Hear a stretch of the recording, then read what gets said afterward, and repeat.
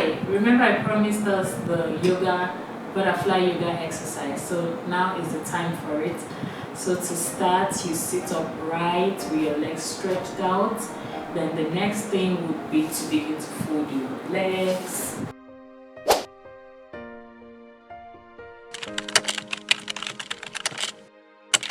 Someone that is very intentional about living a healthy life or intentional about parenting, then you're in the right channel.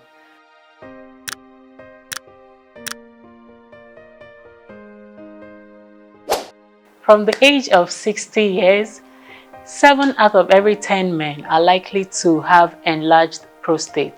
So that is why today you have to be very intentional to watch this video to the very end so that you know what to look out for, what to do to prevent having problems with your prostate and how to take care of your prostate. So today we're going to have a special sitting arrangement. So if you're a man, please move to the front. And if you're a woman, stay in the second row. If you're a woman that do not have a man in your life, it's okay. You can use the third row, okay? So that when you finally get a man and they ask you what you bring to the table, you can present them with what you're going to learn today. So without further ado, let's go to the topic of today, which is prostate enlargement. But wait though, there is something I want us to settle before we start this. Most times people would come to you and tell you that they were sick, they went to the hospital and they told them that they have prostate. Come on now. When you say that, the first thing that the person might say to you is congratulations. And I'm sure that is not what you want to hear, because you're trying to tell the person about something that is troubling you, only for the person to tell you congratulations. That is just because prostate is a normal thing in every man. It is not a disease condition. So it's either the person has prostate enlargement or prostate cancer or prostate whatever, infection or inflammation. Okay, so don't come home saying you were diagnosed of prostate. No. Then the second thing I want to talk about is the pronunciation. Sometimes you hear prostate, different things. No, please, let's start with learning the right name. It's called prostate. Okay, can we take it again? Prostate. It's not prostrate or whatever thing you might have been calling it before now. So learn the correct pronunciation. Thank you. Okay, just like I said before, 7 out of every 10 men are likely to have prostate enlargement if you do not pay attention to what I am about to say now. What is this prostate gland? Prostate gland is just one small gland that is below the bladder in men. It's not found in women, it's only in men. So the prostate is just a small gland found under the bladder. What does it do? It's part of the reproductive system in men. It produces the fluid that helps to nourish the sperm and also transport it after it's been produced. That means when you cock your AK-47 and release your bullet, it is this prostate gland that will produce the fluid that would help to transport it to its target place. Okay, so when this prostate gets enlarged, the symptoms you might notice are 1. Something called frequency. This means using the toilet more than 8 times in a day, and that could be very worrisome. Then another symptom you could have is hesitancy. By the time you now get to the toilet, you might have to wait for some seconds before the urine begins to flow. Then another symptom could be urgency. When you feel the urge to use the toilet, you would have to do that immediately. You can't delay, because when you do, that means you would have to soil yourself. Another symptom is incontinence. Once the urge is there, before you even get to the toilet, the person has already soiled himself. Now, the most annoying of these symptoms is the one called nocturia. That's the person gets to wake up more than 2 times at night to use the toilet. And now imagine an elderly man of 70 waking up 2 times in between sleep, or more than that. He could sleepwalk and trip and fall. That's another problem, in addition to what he's already going through. Because fall in the elderly is very bad. It leads to so many other problems. Then, by the time you go back to bed, you might still be trying to fall asleep before you feel pressed again to use the toilet. And at the end of the day, you would have poor sleep. You won't be able to get enough rest, and that would affect the quality of life. And after time, depression sets in. So that is why I said this symptom is the most annoying of it all. Before we continue, please take out a second and subscribe to this YouTube channel, Dr. Uzumma, Dr. Dr. Uzumma, Uzumma, and also give the video a thumbs up and share. Please also follow us on all our other social media handles on Twitter, Facebook, Instagram, TikTok, and it's all Dr. Uzumma, Dr. Dr. Uzumma, Uzumma. Welcome back, and let's continue. Then there are things you could do to take care of your bladder and prevent these problems.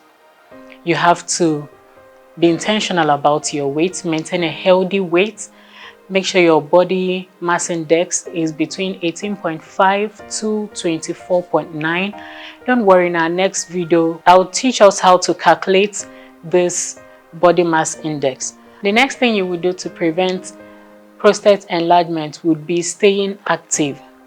At least in a week, you should exercise 2 to 3 hours in a week. And don't just leave it to a day. Spread it out, like 20 to 30 minutes every day for a period of 5 to 6 days in a week. That's healthy enough for that age group. You could go for a walk, but a light exercise. Just do the much your strength can carry. I would prefer you going for a walk in the cool of the evening. It would also help you to relax and improve your general body wellness. The next thing you could do to prevent prostate enlargement would be your diet. What do you need to do about your diet? You need to cut down on red meat. Now, I'm sure you will be like, when we were small, they said it's when we grow that we eat meat. That meat is for the elders. So now that you're old, I'm telling you again today to cut down on red meat. Don't worry, you just have to sacrifice some things to stay healthy. But the truth remains that at this age, you just have to cut down on the red meat. Leave that for the children, okay? Because when you cut down on red meat, it reduces your chances of having prostate enlargement by 30%. The next thing would be cutting down on calories. When you cut down your calorie intake, it also reduces the risk of having prostate enlargement by 30%. Then next would be including vegetables in your meals. When you do this, you would reduce your risk of having prostate enlargement by 13%. Then next on the list would be including lycopenes into your meal. Where do you get these lycopenes from? The fruits that are rich in lycopenes include tomatoes, watermelons. So before the end of this video, I would tell us how to prepare these tomatoes to get the maximum lycopene from it. What could lead to this enlargement of the prostate? You have disease conditions like inflammation of the prostate, known as prostatitis. You have other disease conditions like diabetes, obesity. So that's why it's very important that you manage your weight. Then, unfortunately, it could also be genetic.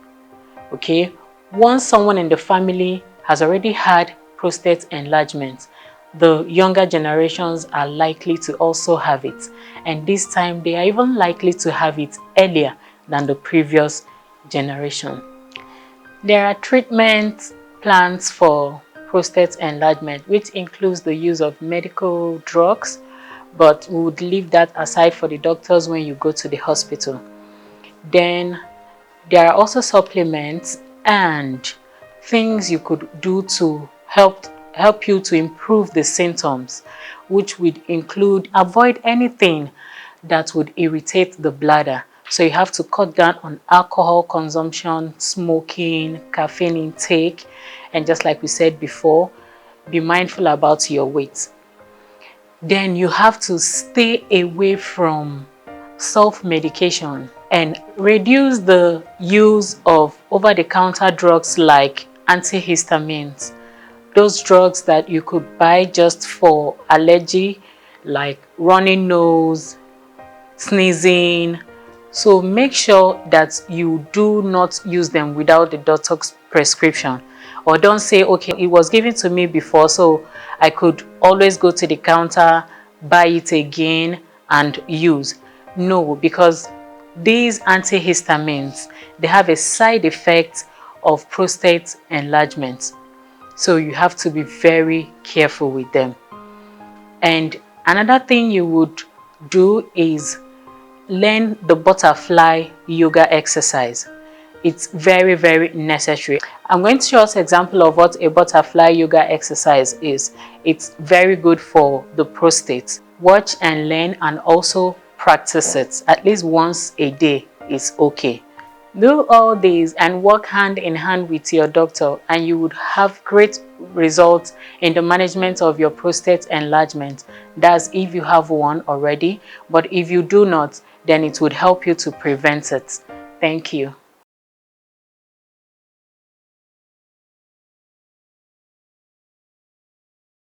Hi, remember I promised us the butterfly yoga exercise. So now is the time for it.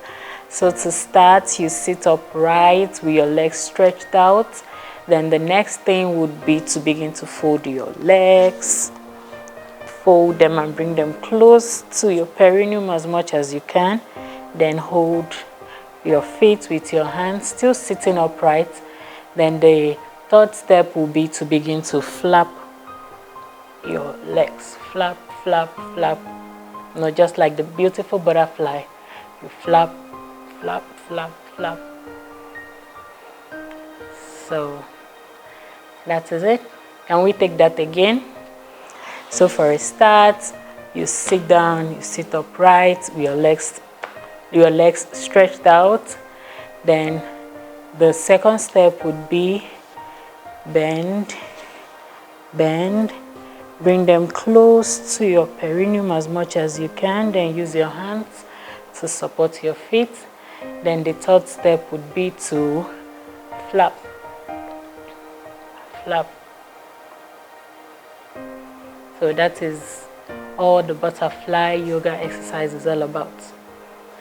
As you're doing this, it's helping the prostate, and it helps to relieve or improve the symptoms if there is prostate enlargement. Remember to sit up straight as you flap, flap. Just keep doing that. For a starter, you could go for 5 minutes, then the next day you move to 10. Another day you extend it to 15. But just make sure you try it every day.